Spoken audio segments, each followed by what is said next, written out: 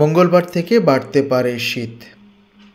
ডিসেম্বরের এই শেষ সময়ে সাধারণত দেশ জুড়ে হাড় কাঁপানো শীত নামে। কুয়াশার কারণে এই সময়ে যান চলাচলে রীতিমতো হিমশিম খেতে হয়। কিন্তু 4 দিন ধরে বিকেলের পর হালকা শীতের অনুভূতিও নেই। ভরা এই শীতের সময়ে দেশের কোথাও শৈত্যপ্রবাহ ছিল না। এবার শীত নামার কথা জানিয়েছে আবহাওয়া অধিদপ্তর। সংস্থাটির আবহাওয়াবিদরা বলছেন, আগামী মঙ্গলবার থেকে সারা দেশে শীত বাড়তে পারে। সেই সঙ্গে কুয়াশা বেড়ে গিয়ে রোদের দাপটও কমে আসতে পারে। 3-4 দিন ধরে শীত কমে যাওয়ার কারণ ব্যাখ্যা করতে গিয়ে আবহাওয়াবিদরা বলছেন, বঙ্গোপসাগর থেকে আসা জলীয় বাষ্প শীতের দাপট একটু কমিয়ে দিয়েছে। 4 দিন ধরে দেশের বিভিন্ন স্থানে তাপমাত্রা অল্প অল্প করে বেড়েছে।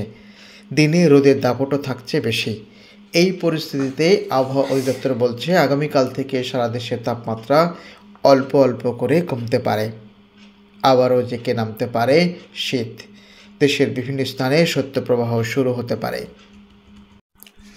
আবহাওয়া অধিদপ্তরের পূর্বাভাসে বলা হয়েছে, শীত বেড়ে যাওয়ার আগে আগামীকাল সোমবার থেকে দেশের বিভিন্ন স্থানে হালকা থেকে মাঝারি কুয়াশা নামতে পারে। বিশেষ করে নদী তীরবর্তী এলাকাগুলোতে কুয়াশার পরিমাণ বেড়ে দৃষ্টিসীমা কমে আসতে পারে। মঙ্গলবার থেকে তেঁতুলিয়া ও শ্রীমঙ্গলের মতো এলাকাগুলোতে শৈত্যপ্রবাহ শুরু হতে পারে। 2-3 দিনের মধ্যে দেশের বিভিন্ন স্থানে ওই শৈত্যপ্রবাহ ছড়িয়ে পড়তে পারে। আবহাওয়া অধিদপ্তরের আবহাওয়াবিদ বজলুর রশিদ বলেন, বঙ্গোপসাগর থেকে জলীয় বাষ্প আসা কমে যাবে। এতে কয়েকদিনের মধ্যে হিমালয় পেরিয়ে আসা শীতল বাতাসের প্রবাহ বেড়ে যেতে পারে।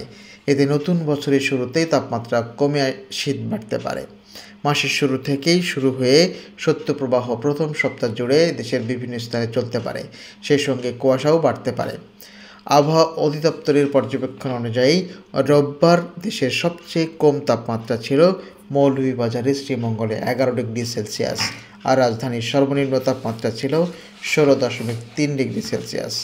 দেশের বেশিরভাগ এলাকার সর্বনিম্ন তাপমাত্রা ছিল 13 থেকে 17 ডিগ্রি সেলসিয়াসের মধ্যে, আর সর্বোচ্চ তাপমাত্রা উঠেছিল টেকনাফে 31 ডিগ্রি সেলসিয়াস, অর্থাৎ প্রায় গ্রীষ্মকালের মতো তাপমাত্রা। এদিকে রোদ বেড়ে যাওয়ায় রাজধানী সহ দেশের বিভিন্ন স্থানে বায়ুর মানে কিছুটা উন্নতি হয়েছে। তারপরেও রাজধানীর বায়ুর মান অস্বাস্থ্যকর। বিশ্বের প্রধান শহরগুলোর মধ্যে বায়ু দূষণের দিক থেকে ঢাকার অবস্থান ছিল 5ম।